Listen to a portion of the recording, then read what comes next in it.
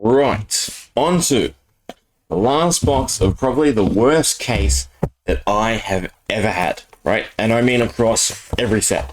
This is going to be by far the worst case I've ever had. Once I look at the EVs, I just know it looking exactly what we've gotten. Again, we've been one cold foil short, but then the cold foils we have gotten, right? The two Cogworks, and then we go adaptive plating as our L. Rainbow foil L, so not cold foil L. Majestic wise, I think we haven't hit any expansion slot foils. And then our main foils were Tick-Tock Clock, Stasis Orb, I think. There's nothing memorable about anything we've pulled so far, right? So it's time to do or die. This box either salvages the case or just adds to whatever's going on with my bad luck from this case. God, come on, show us something, right? Any of the big Evo payoffs, any of the extended arts. Again, the token is meant to be 1.8, right? So every 5 packs you should get something other than a token, right? Let's do the counting. Because we know that extended slots are 1 in 15, right? So it's not always going to be an extended slot, but right, that's 2 packs in a row, 2 sets of tokens. So 3. Let's get these goddamn packs open. 4.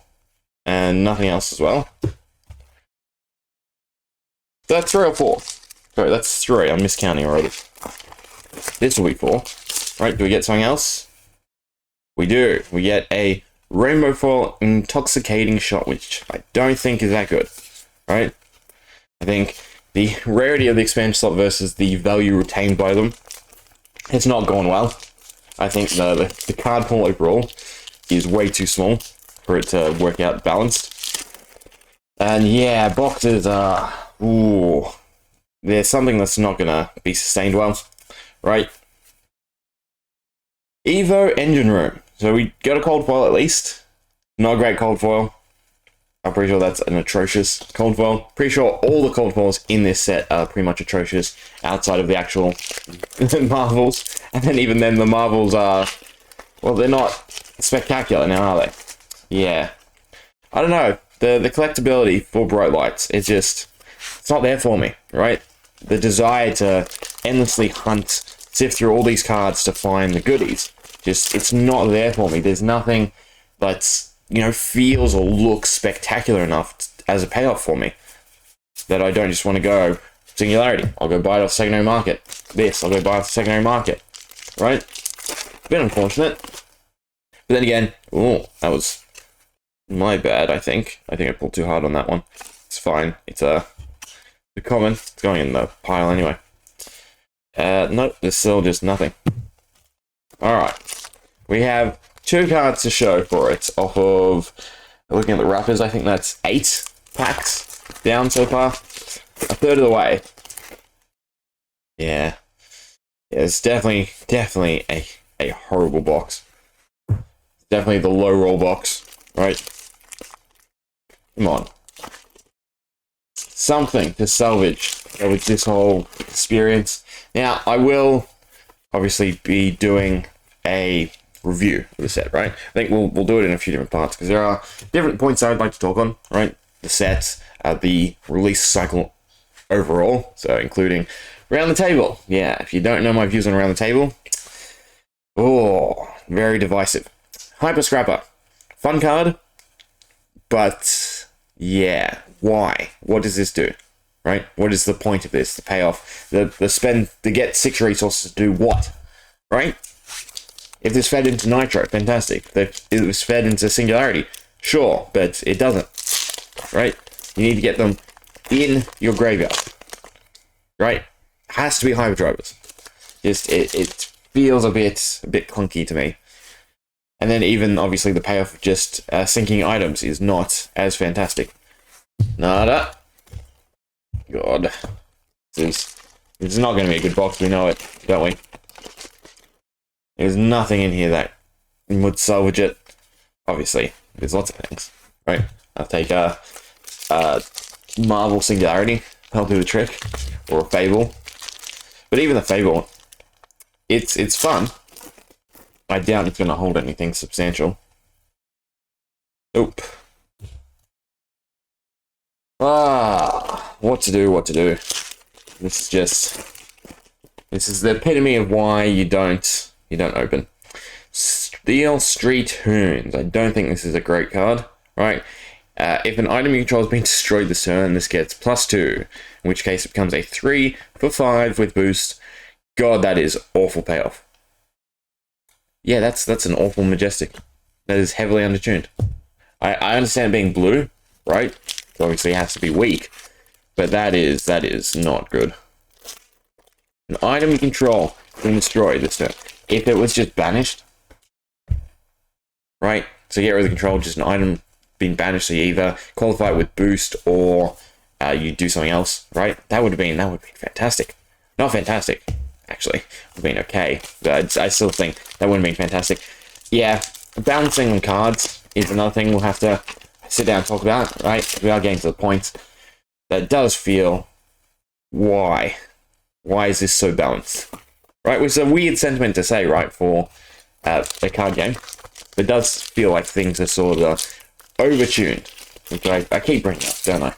Right, you're probably sick of it, but yeah, cards could be a little bit funner overall, right? Rather than just feeding straight into the actual strategic play of Flesh and Blood, which is great. Again, balancing things around the competitive scene is great, but right, there has to be things applicable for everyone.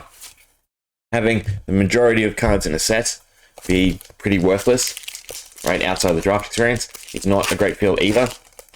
Especially, again, there's no rotation. So with a mech set like this, I would in all honesty expect a significantly higher hit rate for cards to become usable, right? And there's some, but then there are some just, why? What is this meant for type of cards, unfortunately.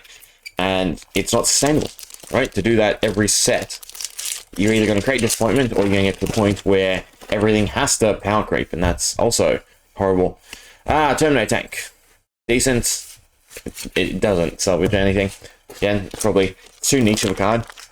Payoff is slightly above average. I've changed my opinion. It's slightly above average, but the amount of work to go into it is still not worth it. Last handful of packs on a very, very underwhelming case. 3 to go. Can we find anything at all? Or is this just the worst case? We got a Steel Soul Processor. It's okay. It's not foil or anything. So it's 2 to go. We've got our cold foil. We've technically got the Owl of the case, so can't really expect much. Dust from the Chrome Caverns.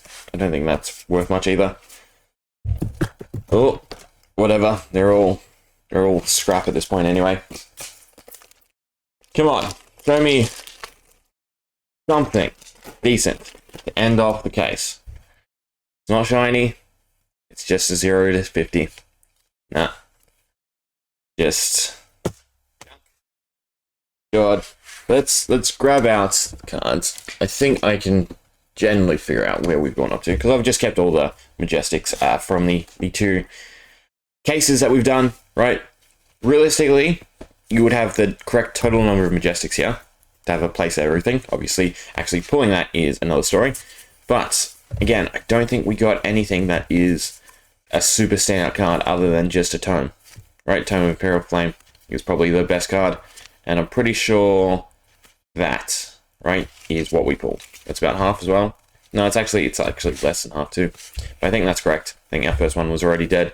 Or it might have even been less. It might have been Heist.